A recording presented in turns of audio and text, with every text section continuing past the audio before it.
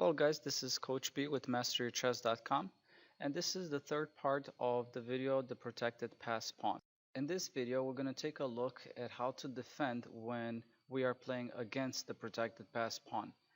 And before we get started, I do want to mention that the positions that we can draw are if the opponent's protected pass pawn is on the edge of the board. In other words, if the pawn on g5 would be on e5, we would not be able to draw that position, as black would be able to use the principle of outflanking as we've seen in the first video. So here with white to move, the one thing that you need to know is that there are critical squares that black is trying to get to. The critical squares are 3 squares to the left of our pawn and 3 squares to the right of our pawn. In other words, black is trying to reach the critical squares e5, d5, and c5, or the squares g5 and h5. Now obviously he can't reach g5 because his pawn is there, but if he can reach any of those squares, he's actually going to be able to win our pawn and win the game. So our goal as white is to defend and try to prevent black from reaching those squares. Now let's take a look to see what happens if he does reach those squares, and then we're going to take a look how to play to prevent him from doing that. Okay, so here you can see black is on the critical square c5. It's 3 squares away from our pawn. And the problem with this, the reason why we're going to lose here is that we cannot prevent him from attacking and taking our pawn. First of all, we cannot take the opposition on e5 as his pawn on the f file attacks that square. So all we got is to retreat, and let's say we're going to retreat to e3, keeping the diagonal opposition. Here black will simply move in to d5, and now if we take the opposition, he's simply going to go to the pawn and win that pawn.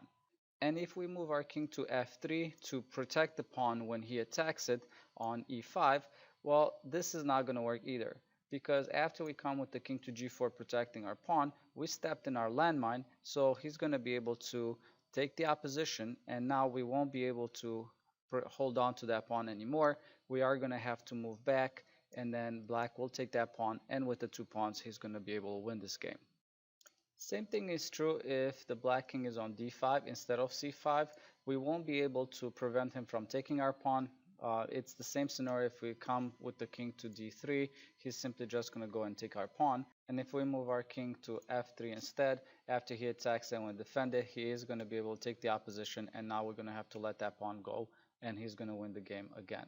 And if black king is next to the pawn, it's the same scenario again. And if black reaches the critical square on the other side of the pawn, let's say on h5, now white will not be able to prevent them again from taking the pawn. Even if we come with the king to g3, which looks like we stop black from coming out, what black will do is simply push the pawn, and now we won't be able to stop him from either promoting or taking our pawn. If we are coming with the king to f4 first, here black will simply move his king to h4, and now white has 2 options, either trying to go after black's pawn on f6 or trying to retreat. If he retreats, let's say king to e3, black will simply move the pawn again. White cannot come in front as the pawn attacks that square, so all he has is king f3. Here black will move the king to h3, white will move to e2, king to h2, king f1, and then pawn push to g2, and then promoting the pawn to a queen. And coming back, if instead of moving the king to e3 retreating, white will try to go to e4, trying to go after the other pawn, black will simply push the pawn to g3, and white will not have enough time to promote his pawn. After he takes the pawn on f6, black is going to win easily. He could simply move the queen to h7, blocking the white king from going in front. And here, let's say king e6, king g5, pawn push f6, king to g6, and now white will have to retreat. Black will come and take the pawn and also win the game from here. And coming back, if instead of white moving the king to f4, white will try to retreat to g2, trying to get a stalemate. Here black will simply just go after white's pawn, and white cannot prevent black from taking it, and with the 2 pawns he's going to be able to win this game. So coming back, this is the reason why we want to prevent black from reaching any of those critical squares.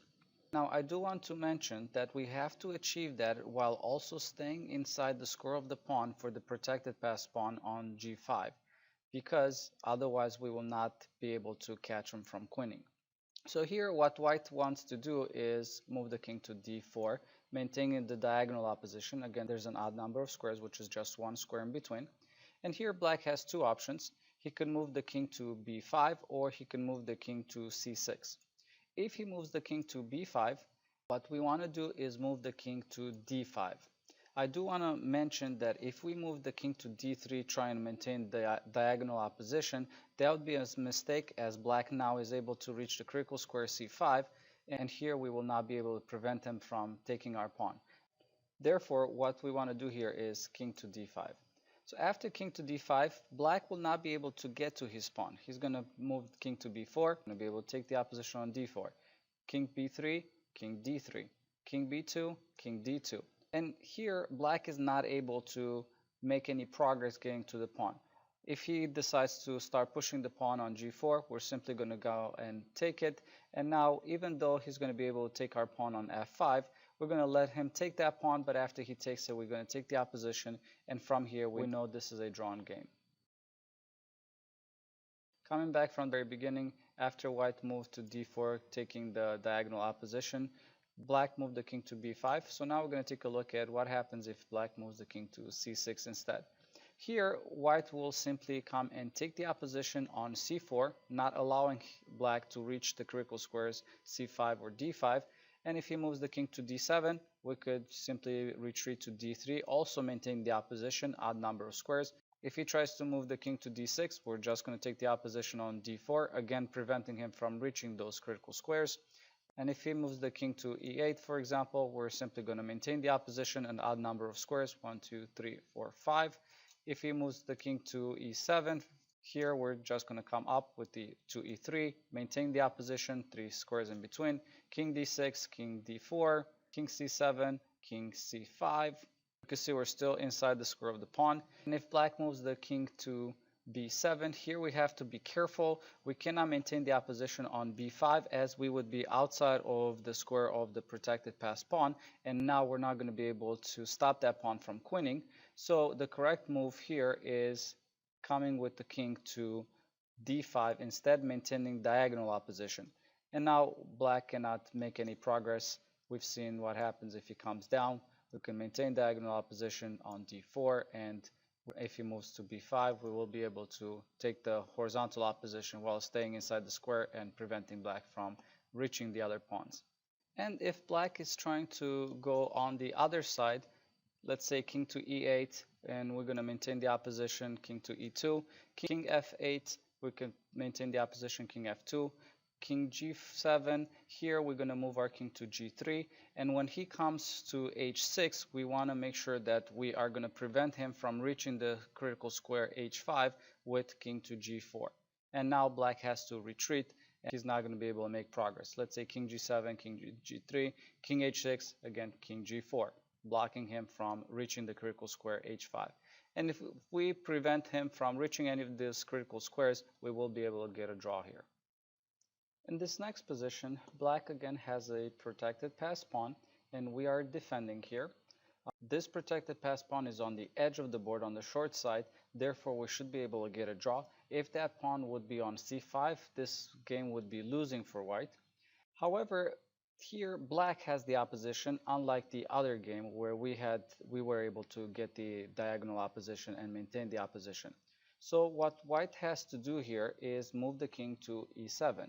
You could see white is still preventing black from going to the pawn, as the pawn on b5 attacks the square c6. Also the king attacks the square d6, so black cannot get to the pawn.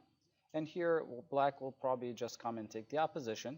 And now what white has to do is move the king to d5.